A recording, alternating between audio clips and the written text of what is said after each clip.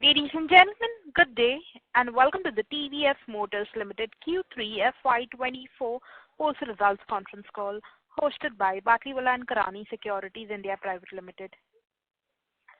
As a reminder, all participant lines will be in the listen-only mode and there will be an opportunity for you to ask questions after the presentation concludes. Should you need assistance during the conference call, please signal an operator by pressing star then 0 on your touch-tone phone. Please note that this conference is being recorded.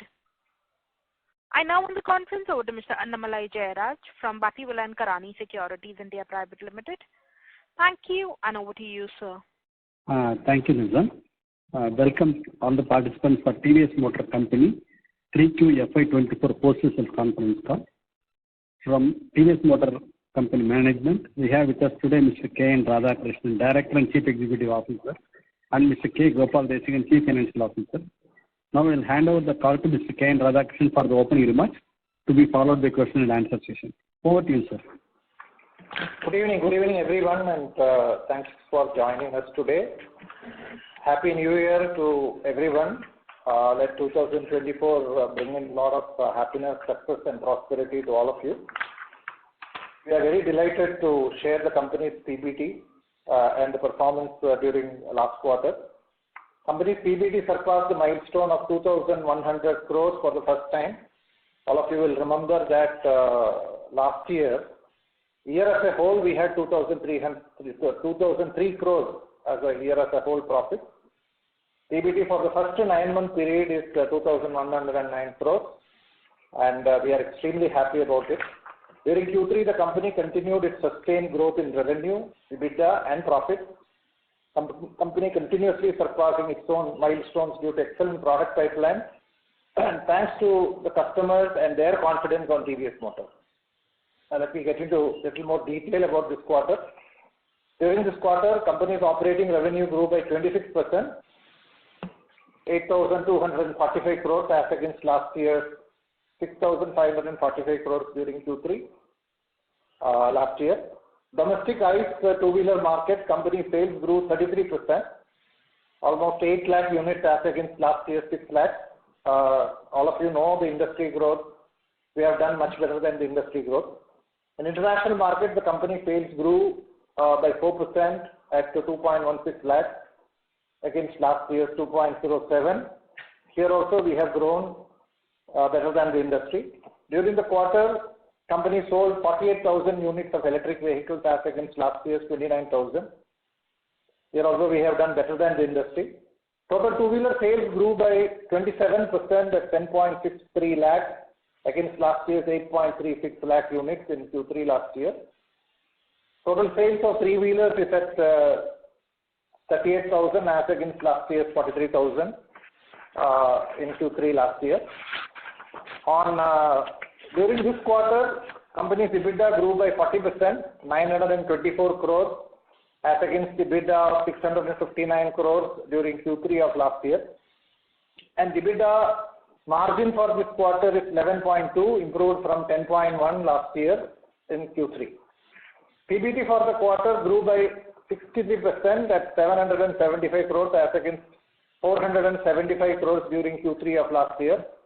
Profit for the current quarter includes other income of 73 crores relating to gains realized from investment.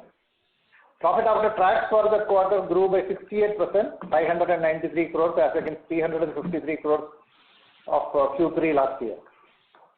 Now, cumulative 9 months, company's operating revenue grew by 19% and we are at 23,608 crores as against last year's 19,773 crores. As I told earlier, PBT for the first 9 months period grew by 45% at 2,109 crores as against last year's 1,457 crores. And during the first 9 months period of this year, we have already crossed last year's overall profit of 2,003 crores. Profit after tax for the 9 months period grew by 48%, 1,598 crores as against last year's 1,081 crores. On EV, Q3 we witnessed industry coming back and all of us know that there were some tactical actions during this quarter. TVS iQube is growing ahead of the industry continuously over the last 6 quarters. We are continuously expanding the availability of TVS iQube in India. As we speak, TVS iQube is available more than 400 touch points. Progressively, we will increase this quarter to much more number of touch points in India. We have also started exporting TVS iQube. As we have communicated earlier, we will have a series of products this year, this financial year, for different customer segments, and we'll have a complete portfolio of offering in EV. We will be launching these products in coming quarters. With a well-planned product lineup planned from TVS and the continuous improvement in infrastructure, we are confident that we will continue to be a strong player in EV segment. On TVS Credit, first time we have crossed the book size of 25,000 crores. To be precise, we are at 25,300 crores. And TVS Credit Service PBT for the quarter grew by 75%. And we are at 230 crores as against 131 crores during Q3 of last year. On outlook, the GDP definitely is growing better than all of us expected. However, there are some challenges in sowing, but we could see some momentum coming back in the rural sector during Diwali season. And we expect in Q4 this momentum should continue. International market, slowly and steadily we are seeing change in positive growth, but it is taking a little longer than what is expected in many markets. Our share of companies' premium product sales are growing, and we will continue to invest in that, and we will grow. All of you know that during Q3, we announced our entry into Europe market by signing strategic partnership with Emil Frey. It is a 100-year-old enterprise, and we are very confident that this will be a great achievement for TVS Motor in coming years. Company will launch both ICE and EV products in select markets in EU. We are prioritizing the countries with strong two-wheeler demand, coupled with existing Emil Frey's infrastructure and resources to build this distribution network. With strong portfolio of brands starting from Apache, Jupiter, Jupiter 125, Raider, Ntorq, our Star range, HLX, Radeon, TVS King, TVS Ronin, we expect, thanks to the customer's confidence on us, we will continue to grow ahead of the industry both in domestic and international markets. Overall, all of you have seen Q3 has been a great quarter for us, and we will continue the same momentum in terms of both revenue growth and EBITDA growth going forward. We will continue to invest in product technology going forward, and definitely you will see many more products from the company. We have already seen the EBITDA growing in the last 3 years, and this quarter is the highest, 11.2. We are confident that we will continue to leverage our revenue growth, premiumization, sustained cost reduction initiatives to improve profitability in Q4, that is this quarter, the coming forward quarter, and going forward. Thanks for your time and your continued trust on the company. Thank you. Once again, I would like to wish all of you, and before close, PBT for the first 9 months, we have already crossed 2,100 crores, first time during the first 9-month period on the history of this company. Thank you.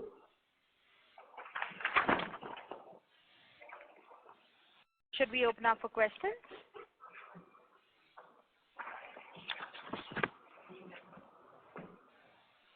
Yeah, please. Thank you. Ladies and gentlemen, we will now begin with the question and answer session. Anyone wishing to ask a question may please press star and 1 on your touchtone telephone.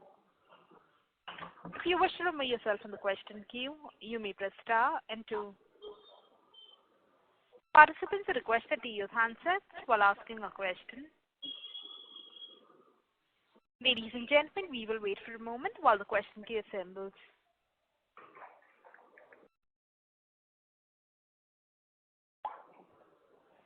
The first question is on the line of Chandramouli Motia from Goldman Sachs. Please go ahead. Hi, good evening, and thank you for taking my questions. I'm just trying to understand the product mix. That's my first question. So, if I compare versus last year fiscal, if we just look at scooters, IC scooters and mopeds, I think we are about 60% of the volumes were from that category, and iQube was about 4%. Versus YTD this year, first 9 months, it appears that iQube has improved to 6% of the mix. But the IC scooters and mopeds portfolio has come down by about 500 basis points. So just trying to understand, were there any sort of product discontinuations in the IC scooter and moped portfolio? Scooty Pep in the domestic market, Vego in the export markets, just trying to understand that a little better. Scooty Pep is one product we have discontinued, because when we look at the overall portfolio of the company, we looked at and we have enough good quality products in terms of Ntorq, Jupiter 110, Jupiter 125, and there is a huge opportunity to grow these products into the market. So this was a very measured call. And overall, I think we have to look at overall growth. I think we have done very well in scooters. We have done very well in EV as well. Okay. In terms of, like I said, what is most important is overall we have to grow ahead of the market, and that has happened. Okay. Moped, there is a slight uptick.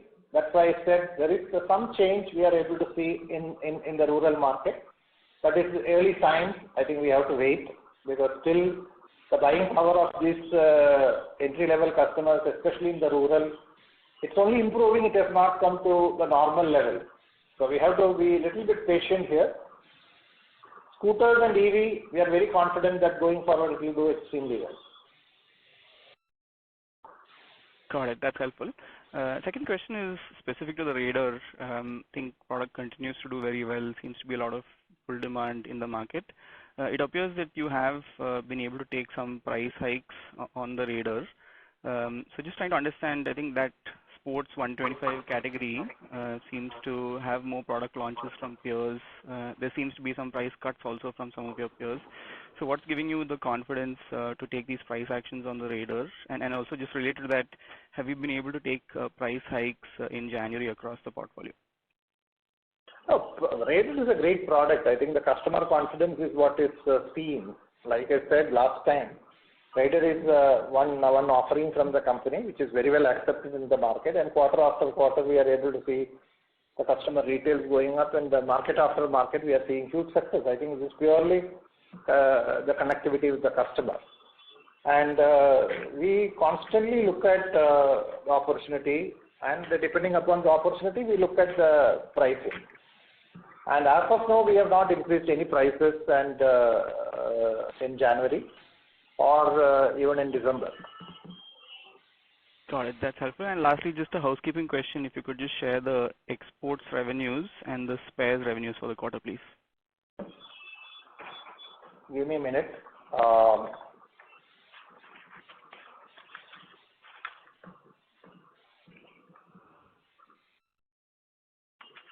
Parts revenue is around 792 crores for this quarter, and exports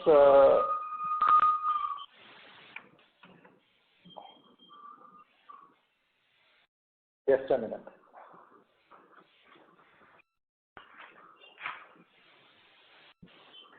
Exports is about 1,882 crores. Got it. Thank you very much and all the best. Yeah. Thank you. The next question is on the line of Pramod Kumar from UBS. Please go ahead. Yeah, thanks a lot for the opportunity, sir. Just a follow-up on what you talked about spares. We have seen that your spare part contribution to the revenues remains sub 10%, which has been the trend for the last 5 years. While some of your peers have seen their spare parts penetration improve from 9.5% of revenue to almost 14-15% of the revenue. Just trying to understand, is there opportunity there, or what explains such sharp spare parts surge? And just trying to understand, is there availability challenges for your spare parts in the aftermarket which you can address with faster growth in the spare parts? Because the reason I'm asking this is, on a last 5-10 year horizon, your volume growth has been the fastest in the industry. It has been the highest in the industry by a wide margin. And so to that extent, I think your spare parts velocity ideally should be better than the competitors. So I'm just trying to understand what is missing here, and are there any thoughts or plans to improve the spare parts penetration, because not only helps the customer with better access to quality parts, and also it's much more profitable than the product revenue, product margins, right?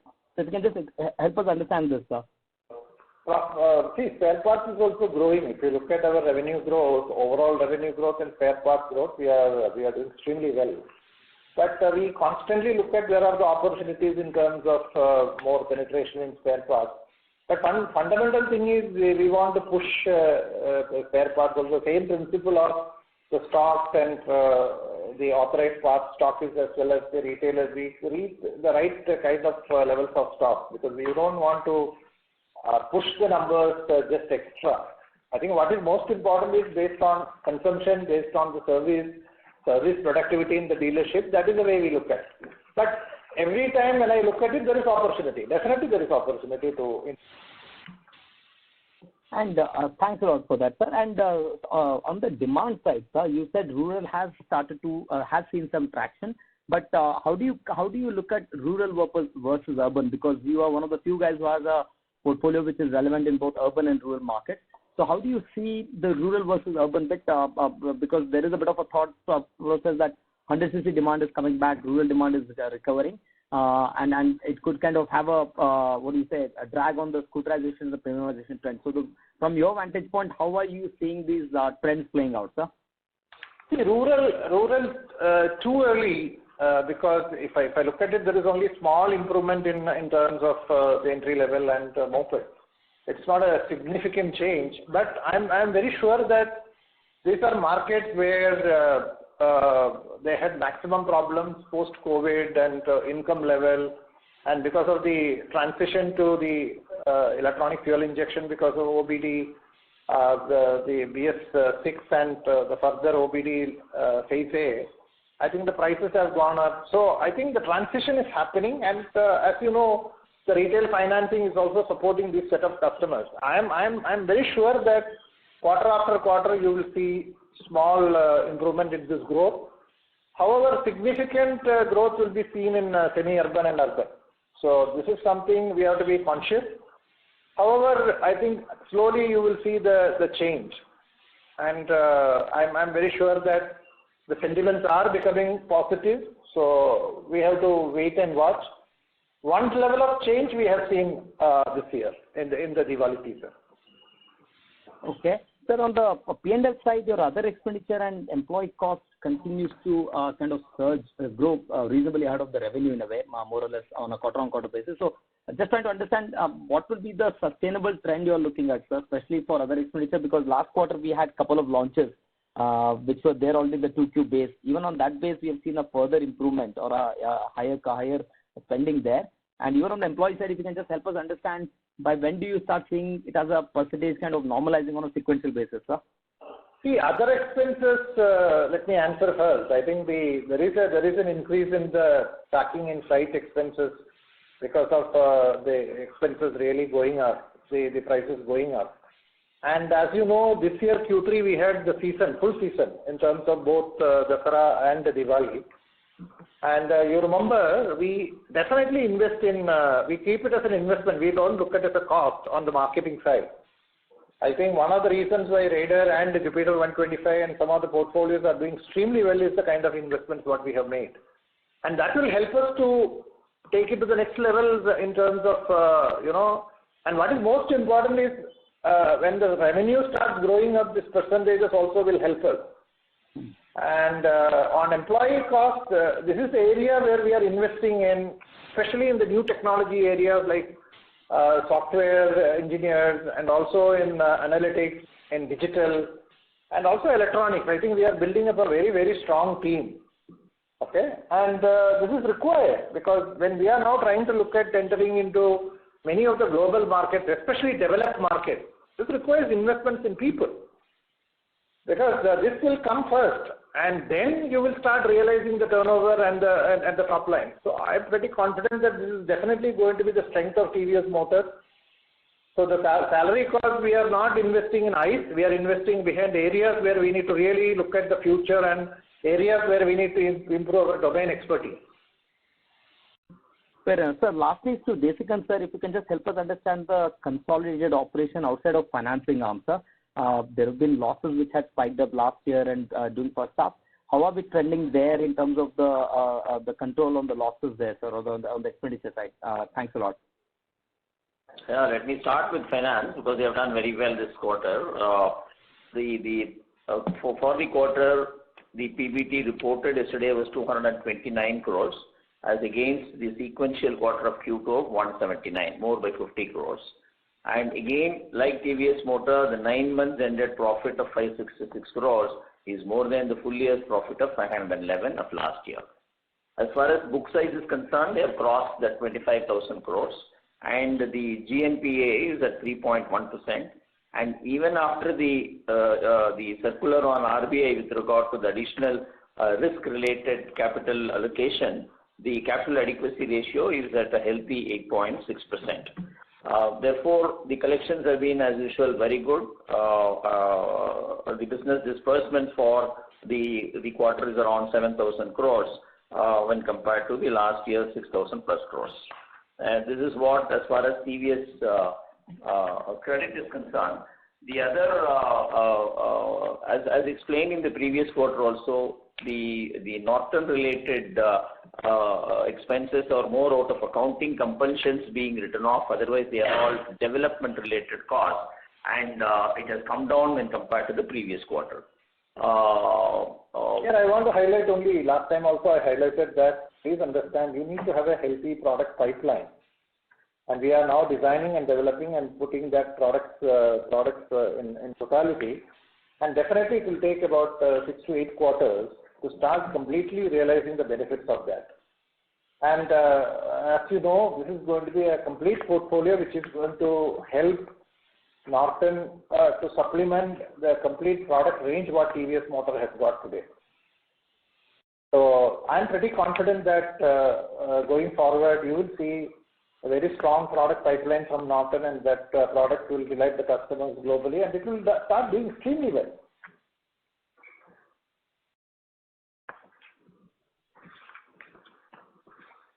Hello?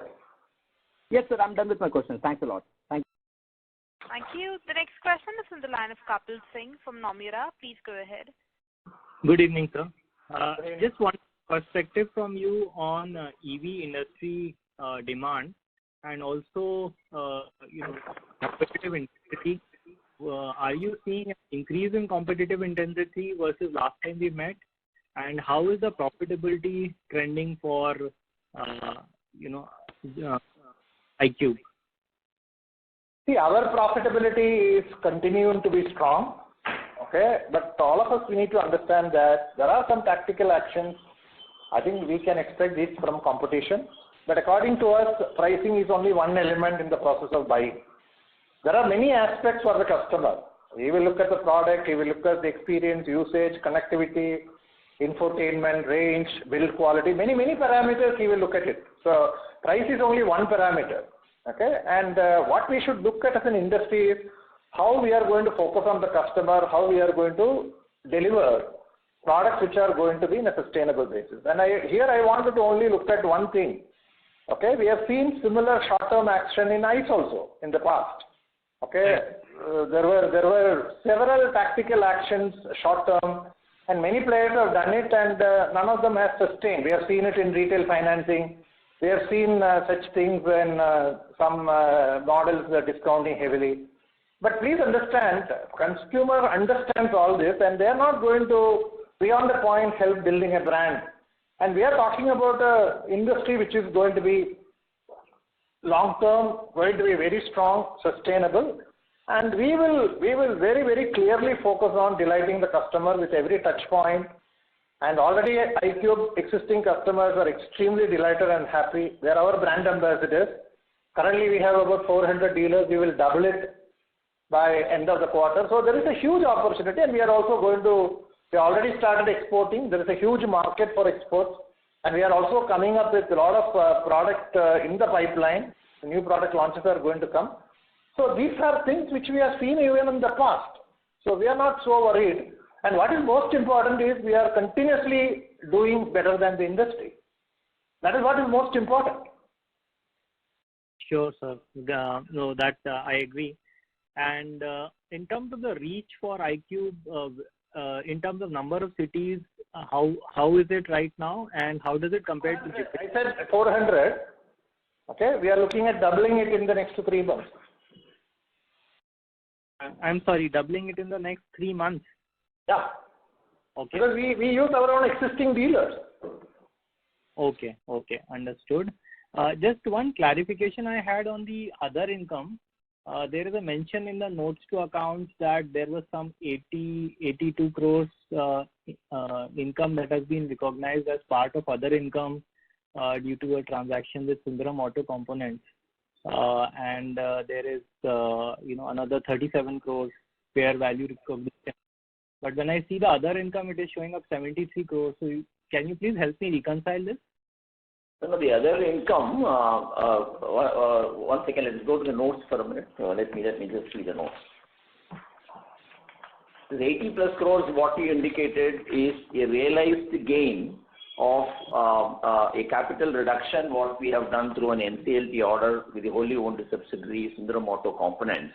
And the balance is a notional loss that has been due to fair valuation of the investments due to the accounting standards.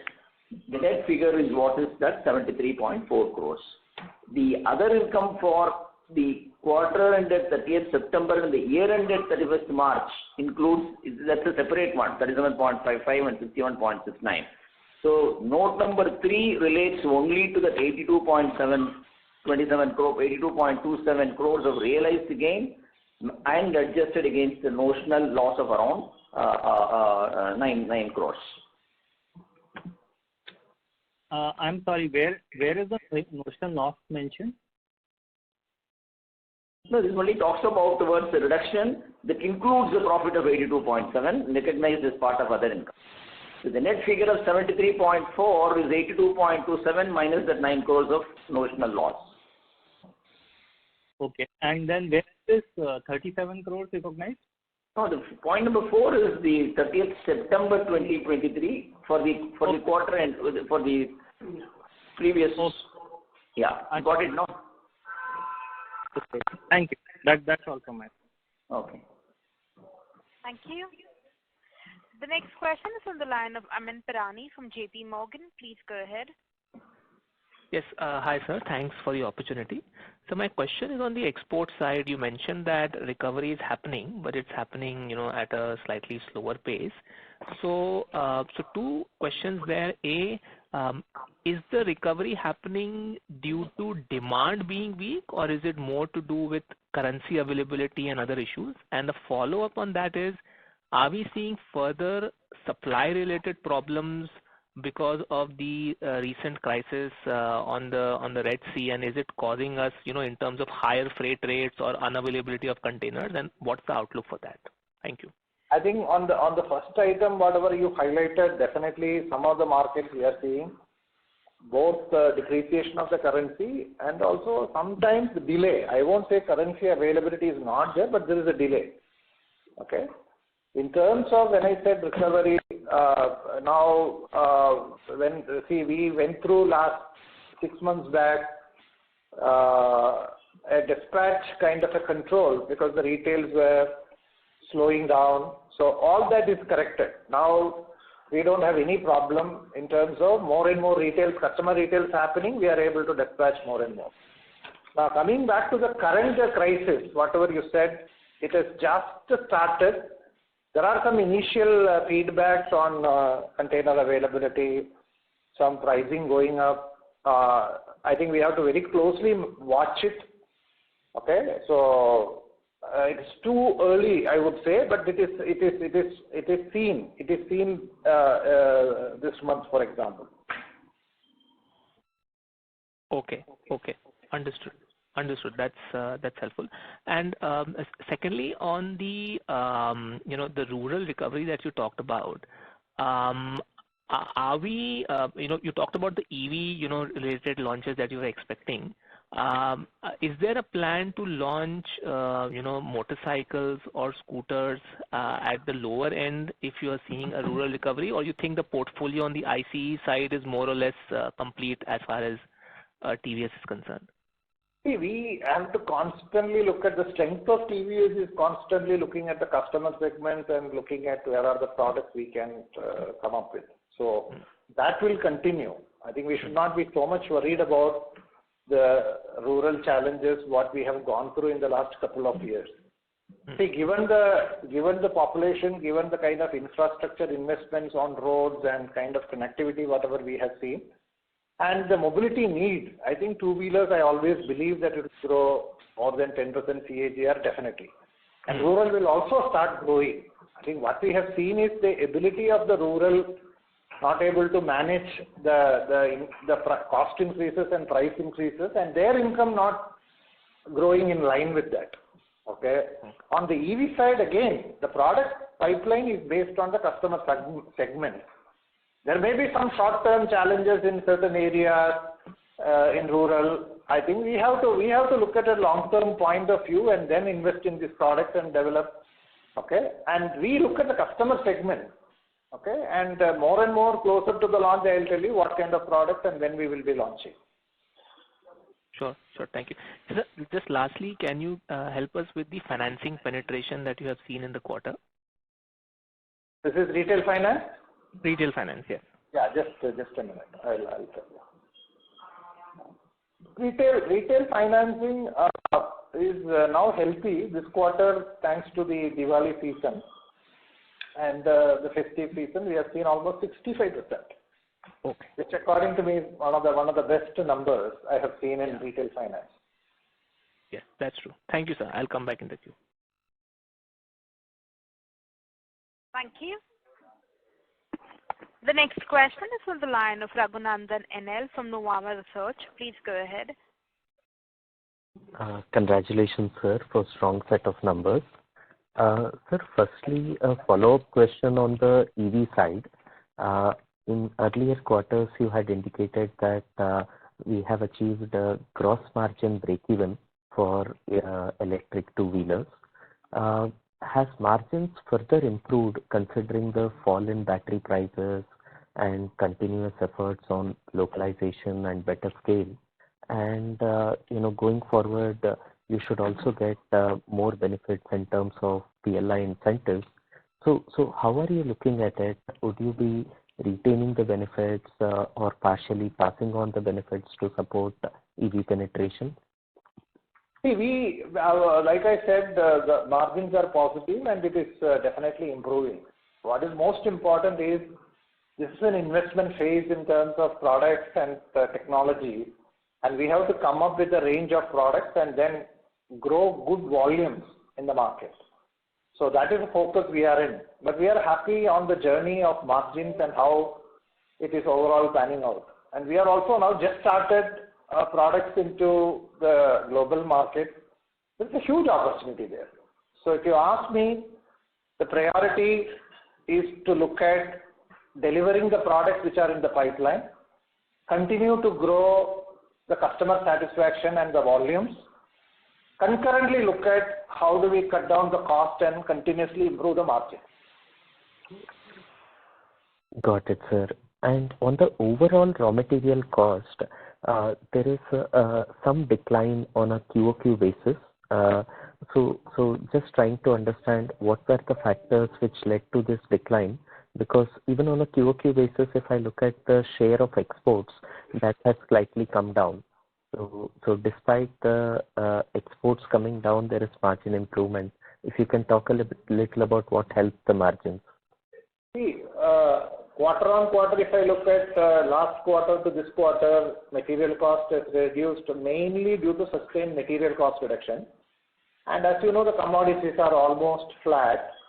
And we have not done any major price increases, practically no price increases in the last quarter. Okay, so and if you compare the same with last quarter, last year similar quarter, definitely there is a softening of material. We have done some price increases with Q3 of last year. Okay, and please remember all these are with the EV also. So overall, I think the contribution management, the material cost reduction, overall product mix, and focus on opportunistic price increases have helped the company to improve the raw material cost as a percentage, and we are sustaining that and we are moving forward. Got it, sir. And just lastly, Ronin as a product has received a positive response. So how would you target improving presence in cruisers in terms of products, network, or riding ecosystem? What are your thoughts? And would you bring in more models either under the Ronin brand or Norton brand in future to improve your position here? Ronin, the initial response has been pretty good, and we are happy. I think we have to sustain. We have a very clear plan to sustain this momentum and build it as a big brand. Norton, I already told you, we are coming up with a very clear product plan. Closer to launch, I'll give you what kind of products, and definitely we will focus India also in the journey, because that Norton complete portfolio is going to supplement the overall excellent product range what we have, what TVS Motor has. Got it, sir.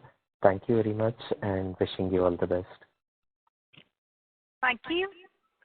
The next question is from the line of Jinesh Gandhi from Ambit Capital. Please go ahead. Hi, sir. Just to quickly clarify, on the EV product launches you mentioned, will you be launching more products in fourth quarter itself or in FY25 are we referring to? These 4 quarters, including this quarter, you will see launches. Closer to the time of launch, I'll let you know. But we have a very, very good product pipeline in the EV side. Okay. And in that context, where are we in terms of capacity for EVs? How much you can do for iQube and overall electric two-wheelers? Capacity is not a problem. I think we have taken enough countermeasures and investments in terms of the right capacity. Plans are ready. We have got a very good supply chain in India. We have developed them. So at best, we require about 3 to 4 months to increase the capacity. So we always plan ahead along with the product launches. So I'm pretty confident on that. Got it. And lastly, can you update us on the PLI incentive for iQube and other models which we will be launching? Where are we in that journey? We are in the advanced stages. The PLI approval process for TVS is in advanced stage, and we will let you know as soon as we get the certification is getting completed. Okay. And lastly, Vikram sir, can you talk about USD INR realization for this quarter, dollar realization? Yeah, 1 second. It's around 83 rupees. 83. Got it, sir. Thanks and all the best. Thank you. The next question is from the line of Hitesh Goel from CLSA. Please go ahead. Thanks for taking my question, sir. Sir, can you shed some light on what is happening in export market? Because like you pointed out, this Red Sea crash is just starting. We are seeing inflation being very high in the end markets in Africa, Latin America. So, can you give us some, country-wise inputs on what is happening in these markets and what are you doing about it? Actually, African market, there are some challenges in terms of the currency depreciation. Like I said, currency availability is still good, but there are some delays. Inflation is settling down. I won't say it was as harsh as what we have seen in the past. Okay, and in terms of certain Middle East and other markets, it's good. Actually, the market is growing and there is a good opportunity. LATAM is another market, another set of markets. There is a good growth opportunity, both for the industry and for TVS. Okay, ASEAN is another market which has actually done well last year, and we have a very good opportunity there. So overall, I would say that, and India, all of you know how the market situation is. Overall, I think the worst portion of this is over, and we'll have to see how each and every market is going to pan out. And we have excellent product range, so I'm pretty confident that while there could be some delays, for example, this Red Sea, we'll have to see how it is going to pan out. Maybe there will be some little bit of delays in container availability for some time, and then it will settle down. So overall, I'm very happy that our products are very well accepted in many of these markets, and we are able to grow ahead of the industry. And we are also seeing certain markets growing much faster. So we will leverage that depending upon the situation. And this quarter, we are also seeing Sri Lanka slowly opening up. So I'm feeling that international market, we have also seen this kind of challenges in the past. So we have to be very cautious about the market, and we have the right kind of inventories in this market. So I'm looking forward to this year, this quarter, as well as the next 4 quarters. I think we should do well in the overall IB market. So just a clarification, can you give us the volume mix of your country-wise or Africa, LATAM, South Asia in 9-month FY24 versus last year? So just to get a sense how these markets are growing. Africa has been the biggest market for us, and now LATAM is growing. I don't have the exact data with me, but Africa is the biggest market, and there is a great opportunity for us to do well there. LATAM, we have just started about a couple of years back, and the industry is huge in LATAM. Middle East also very good market, and we have just started in the last few years. Sri Lanka used to be a great market. Now it was closed. Now slowly opening. I would say that the industry is very small as of now. From the other markets like Philippines, Myanmar, they are all opening up. So there are growth opportunities there. Each country is in a different kind of a situation. But the good thing about our product range here and also Indonesia is definitely helping us to grow in this market disproportionately. I would put it that way. Okay. So my second question is on electric two-wheeler. Basically, you're going to get this PLI incentives, right? Would it get passed on to the customer to improve adoption, or would the industry or you guys would keep some part in the margin? Just to get a sense, because we always look at the customer and the customer segment. Okay, these are thanks to the government, whether FAME or PLI. These are all incentives to promote this industry. I think if we look at the total investments and the people and the total kind of product range what we are developing, okay, these should be taken as real support from the government. I think we should not plan for any kind of other way. For example, FAME, all of you know how it went down. I think we should be very confident about products and the customer segments and engage with the customers and expand the market. That should be our approach. Okay, and pricing, again, I am repeating, pricing is only one factor. There are many other factors when the customer look at a product. And what is most important is, I have always seen, you have to build the brand. You have to build the resale price. Here also, exactly like ICE, when the customer point of view, he will look at the brand, whether it is getting built over a period of time, and we want to be playing the sustainable game. And we are pretty confident that thanks to the government, this PLI, they are all very, very good for designing and developing and building Atmanirbhar Bharat in a big way. Great, sir. Well said. Thank you very much, and all the best. Thank you. The next question is on the line of Gunjan Prithyani from Bank of America. Please go ahead. Yeah, hi, team. Thanks for taking my question. I just had a few clarifications. I just wanted to know this 300 crore investment, where is that being deployed in this quarter? And if you can, give us the number on the capex and full year subsidiary investment also again, please?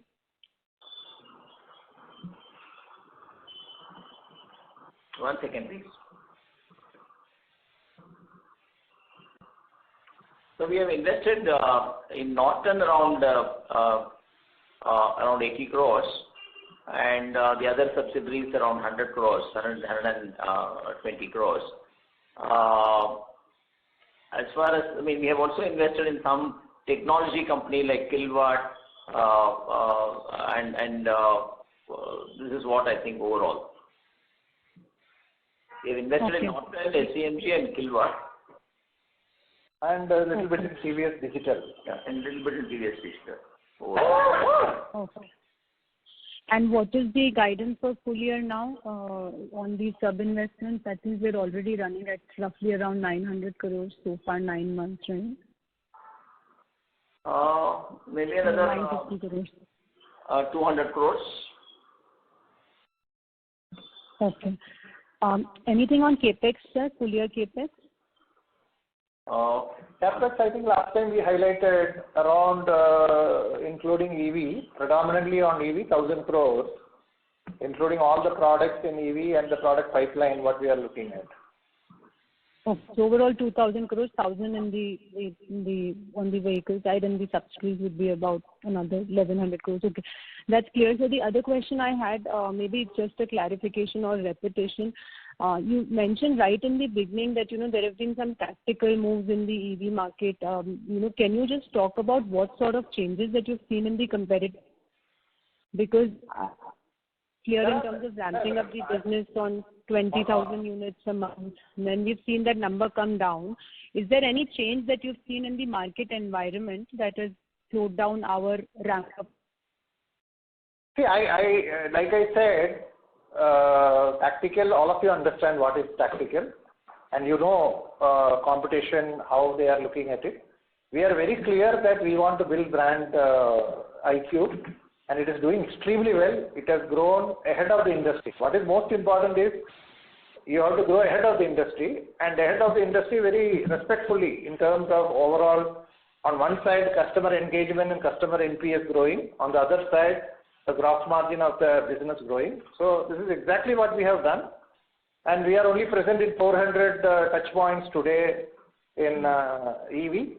We have got a huge room to improve that, and just now we have started the international business. So overall, we are pretty confident about IQ. Okay, how it will move in terms of both numbers and market share, and how the other products which are going to be launched in the market is going to help to further grow the overall EV proportion for TVS. Okay. So, sir, if what I understand is basically we will not engage in these sort of pricing, sort of discounting scenario. What we want to do is get a more product play. We are fine to have little bit aberrations here and there. Our strategy is going to be straightforward. We don't want to be price disruptors, right? I did not say any of that. I said we are focused on the customer. We are focused on engaging with the customer. Pricing is only one strategy. Customer looks at in wholesome. He looks at every aspect of the product. He looks at the total cost of ownership. He looks at every element of the experience he gets. That is the way sustained brands are built. And that will be the focus of TVS. That will be the play. We will always, and we have done it in ICE, and we have seen that. That is the reason we have grown on ahead of the industry with less than 30 days of stocks with every dealer, completely cash and carry even in the domestic market, and consistently improving our quarter-on-quarter EBITDA. Okay, got it. Just last clarification, sir. On the EV business, is there, given that you mentioned earlier a lot of investments being made on software, engineering, digital, and a lot of this is around even the employee costs around EVs. Can you quantify the drag that we're seeing because of the EV business on the P&L, like in terms of either absolute number or? No, I don't look at it as a drag. I look at it as an investment. If India has to be Atmanirbhar and TVS has to become a global brand, we have to invest in the product. We have to invest in technology. I never look at it as a drag. I look at it as an investment. I'm just trying. I look at it as today, if you invest, you will get the benefit. Last time also I highlighted TVS CS, we are seeing the good results today because we invested very, very clearly few years back. Today, PT TVS is giving profit because we invested in the product. Today, you are seeing TVS growing ahead of the industry, customers are delighted, and we are seeing sustained growth in our EBITDA only because of investments in people, investments in products, investment in technology, investment in marketing. So that's all we will do. No, I was just trying to get at ICE profitability, but it's fine. Thank you. Thank you so much, sir. Thank you. The next question is from the line of Vipur Agarwal from HSBC. Please go ahead. Yeah, hi sir. My question pertains to Apache portfolio and more towards 150cc to 200cc industry. How it has changed in last 2 to 3 years, especially after the launch of Raider and other premium motorcycles in 125cc, and how do you see the growth outlook for this segment over next 1 to 3 years? I think the both as far as we are concerned, Apache is doing extremely well. Raider is also doing extremely well. Okay, and this segment, according to me, will grow, because there is very good infrastructure development, and the demography is also pretty good. India is young, and many people want this kind of premium products in a big way because they are very aspirational. This is the segment which, according to me, is going to grow. And 125 segment is a very good segment where people will look at many technology what is available in the high end is also available here, and Raider has done extremely well. If you look at Raider everywhere, I think it has got state of the art, many new technologies, and it gives the best brand for this set of customers. So my view, these segments will do extremely well, both 150 and above and 125 and above. Thank you, sir. Just a follow-up on this. So, if you see 4 years back, when somebody has to buy a premium bike or a sports bike, they had to go beyond 150cc and above only. Now they have a good bike option like Raider available at a cost of around 1 lakh rupees at showroom. So what kind of changes you are seeing in the customer perspective? Like, do they still want to go for 150 or 200cc? Do they want to spend 50,000 rupees more on the same bike? I'm just trying to get a perspective from next 2 to 3 years. Do they still I understand metro and tier 1 cities customers will go, but what about tier 2, tier 3 cities customers? I think what is most important is, again, I want to repeat the same thing. Price is only one factor. I think people look at the features, technology. What you get in an Apache is completely different, and the set of aspirations of those customers are completely different. And if you look at a 125 Raider, it is completely different. And we are very clearly positioned, depending upon the customer segment, what technology, what kind of features, what kind of design it is going to attract them and how we are going to deliver it to them. Okay, that is the ability of any company to look at the customer segments and design and develop the product. So both are very, very important, looking at the customer segments and delivering it. Price is only one aspect. Please understand, when people look at wholesome, okay, people look at what is the kind of, overall customer value through technology, infotainment, the kind of connectivity they are looking at in a product. Okay, we have seen it not only in two-wheelers. You look at any kind of products what the consumers look at. Okay, consumers look at, and thanks to the retail finance, when they come, they don't have to invest everything at the upfront. They are able to look at, initially some money, and then they can always upgrade on a 36 months or a 24 months. So to me, the aspirational Indian customers are very aspirational. Not only Indian customers. If you look at any developing economy, they are very, very aspirational. They look at the product pipeline and say, okay, this is really good. I want to be going for this kind of a product. What is most important is you have to keep Apache brand differently, Raider brand differently. So we have seen actually both can supplement each other, and we can draw more customers to look at us, and we can grow faster. That is exactly what is happening with Raider present there. Understood, sir. Thank you. Lastly, one again follow-up on Apache again. So Apache has, I guess, one of the best-in-class aerodynamics in terms of sports biking and speeding and everything. So do you plan any kind of special marketing campaign like other OEMs are doing for their premium portfolio to give a boost to Apache portfolio? I respect all competition, okay? I look at the customer and we are doing appropriately what the customer wants. And we are extremely happy for the response what we are getting in Apache, the response what we are getting in Raider. Thank you, sir. Thank you. Can we take the last question, please? Sure, sir. The next question is from the line of Pramod Amte from InCred Capital. Please go ahead, Pramod. Yeah, thanks for the opportunity. So considering the amount of investment Norton is doing, would you help us understand the market opportunity there and which segments you are trying to target over the next 2-3 years period? As you clearly said, it will take 2-3 years to realize the product benefits. That's one. Second is, wanted to know, considering your success in EV in India, how are you looking at the opportunity for e-3-wheelers in the next 2 years perspective? In terms of Norton, like I told you, it takes 6 to 8 quarters for the product pipeline. We need good set of products when you come up with when we start operations of Norton. And as you know, the premium and the super premium, actually Norton is super premium category, specialized category. This category is growing disproportionately in many markets. Okay, and there is a huge opportunity for TVS, given the kind of capability, design and development capability and quality orientation what we have. So Norton, at this point of time, we have a very clear roadmap, which market, what kind of volumes and how we want to penetrate. Closer to launch, I can give you more details. Okay, but we are pretty confident, like I said, Norton is going to add portfolio for TVS and it is going to deliver very good results for the company. Now coming back to e-3-wheeler, we are in the advanced stage. This is one area which is also going to do extremely well in the market. Okay, closer to launch, again I can give you more information about e-3-wheeler, but it will do extremely well because not only in India, we can look at the markets where we are exporting. This change is going to help us to have a better portfolio in terms of three-wheeler. Okay, sir. Thanks and all the best. Thank